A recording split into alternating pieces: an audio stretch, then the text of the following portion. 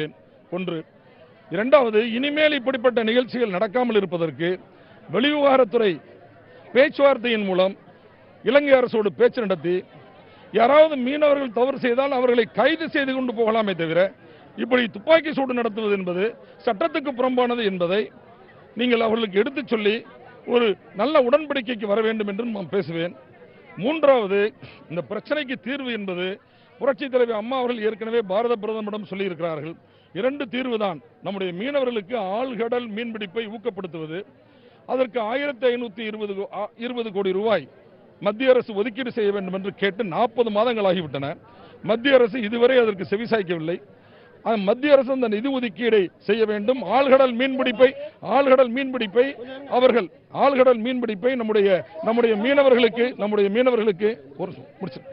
ஆழ்கடல் மீன்பிடிப்பை நம்முடைய மீனவர்களுக்கு அதை பயிற்சி கொடுக்க வேண்டும். கச்சதீவை திரும்ப பெற வேண்டும். இது ரெண்டு தான் இதற்கான வழி. இது ரெண்டையும் மத்திய அரசாங்கம் செய்ய வேண்டும் என்று நாடாளுமன்றத்தில் நான் வலியுறுத்துவேன்.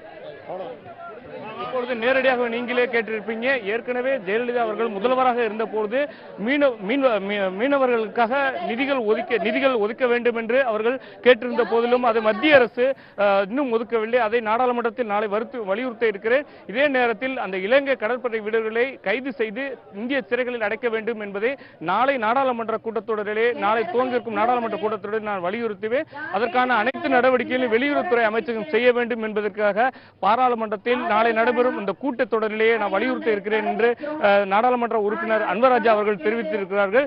தற்போது வரை இந்த போராட்டமானது தொடர்ந்து 2வது நாளாக தொடர்ச்சியாக நடைபெற்று வருகிறது.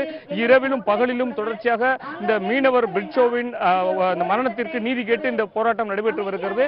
மிக முக்கியமாக அவர்கள் 2 கோரிக்கை வைத்திருக்கிறார்கள். வெளியுறவுத்துறை அமைச்சர் சுஷ்மா சுவராஜ் அவர்கள் நேரடியாக இங்கே வந்து அதற்கான, அதாவது இனிமேல் தாக்குதல் நடைபெறாது என்பதை உறுதி கொடுத்து கடற்படை வீரர்களை இந்தியாவுக்கு அழைத்து வந்து கைது செய்து இந்தியாவுக்கு அழைத்து வந்து தமிழக சிறையில் வைக்க வேண்டும் என்ற இரட்டை கோரிக்கையில் வலியுறுத்தி இந்த போராட்டமானது நடைபெற்று வருகிறது. இந்த போராட்டத்தை பொறுத்தளவுக்கு அதிக அளவில் காலையிலிருந்து இயக்குனர் கௌதமன் வந்திருந்தார். அதேபோது நாடாளுமன்ற உறுப்பினர் அன்வராஜா அவர்கள் வந்து ஆதரவு தெரிவித்து அவர்களுக்கு ஆறுதல், அந்த குடும்பத்தினருக்கு ஆறுதல் தெரிவித்திருந்தார். அதை தவிர ஜெய் தீபா பேரவையோட அந்த கணவர், அவருடைய கணவர் வந்து மாதவன் அவர்கள் வந்திருக்கிறார்கள். பிற்பகலிலே தமிழக தமாக கட்சித் தலைவர் ஜி.கே. வாசன் அவர்கள் வர இருக்கிறார்கள். திமுக சார்பில் பெரிய கருப்பன் அவர்கள் வர இருக்கிறார்கள். தொடர்ச்சியாக இன்று அரசியல் கட்சி பிரமுகர்கள் இங்கு நேரடியாக வந்து தங்களுடைய ஆதரவுகளை தெரிவித்து வருகிறார்கள். போராட்டத்தை பார்த்தோம்னா ஆயிரக்கணக்கான மீனவர்கள், பெண்கள், இளைஞர்கள் என்று ஏராளமானோர் இந்த போராட்டத்தில் குழுமி இருக்கிறார்கள். ஹரிகிருஷ்ணன், மாவட்ட ஆட்சியர் நடராஜன், காவல் கண்காணிப்பாளர் மணிவண்ணன், வட்டாட்சியர், துணை வட்டாட்சியர் இவங்க எல்லாருமே சேர்ந்து பேச்சுவார்த்தை நடத்தினாங்க. இந்த பேச்சுவார்த்தையில் அரசு தரப்பில் என்னென்ன உறுதிமொழிகள்லாம் கொடுக்கப்பட்டது, மீனவ தரப்பில் என்னவெல்லாம் சொல்லப்பட்டது? இளைஞர்களே கொஞ்சம் அமைதியா இருங்க. ஒண்ணுமே கிடையாது. அவங்க பேசுனது நிப்பாட்ட கிடையாது. அதுவும் மைக்கியார் ஆப் பண்ண கிடையாது. நிச்சயமாக ஒரு பேச்சுவார்த்தையை பொறுத்தளவுக்கு நேற்று காலை ஒரு பேச்சுவார்த்தை நடைபெற்றிருக்கிறது. மீனவ சங்க பிரதிநிதிகள், இந்த போராட்ட குழுவில் உள்ளவர்கள் அவருடைய அழைத்து அவர்கள் பேசி இருக்காங்க. அவர்கள் தொடர்ச்சியாக அவருடைய பேச்சுவார்த்தையை முன்வைத்தது அரசு அடுத்த நடவடிக்கை எடுத்திருக்கிறது. அதற்கான பூர்வாங்க நடவடிக்கை தற்போது நடைபெற்று வருகிறது. நீங்கள் வந்து உடலை பெற்றுக் கொள்ளுங்க என்ற தெரிவித்தது. இருந்த போதும் போராட்டக்காரர்கள் இவருடைய எங்களுக்கு வந்து இதுதான் கடைசி அஸ்திரமாக இருக்கிறது. நாங்க இந்த பிரிட்சோவின் உடல் அவர் இறந்திருக்கிற நிலையில் இதுக்கான ஒரு நீதி கேட்டு ஒரு நடவடிக்கையை பெறும் வரை நாங்கள் உடலை வாங்க மாட்டோம் மறுத்துவிட்டார்கள். இன்னும் சற்று நேரத்திற்கு போராட்ட குழுவில் உள்ளவர்களே மாவட்ட ஆட்சியர் பேச்சுவார்த்தைக்கு அழைத்திருக்கிறார்.